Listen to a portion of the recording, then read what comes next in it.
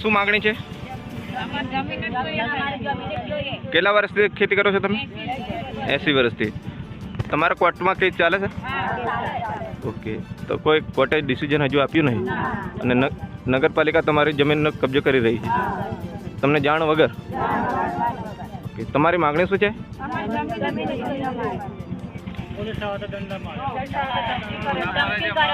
Police આવે તો ધમકી મારે. ઓકે, તમારી જમીન પાછી જોઈએ છે એમ ને?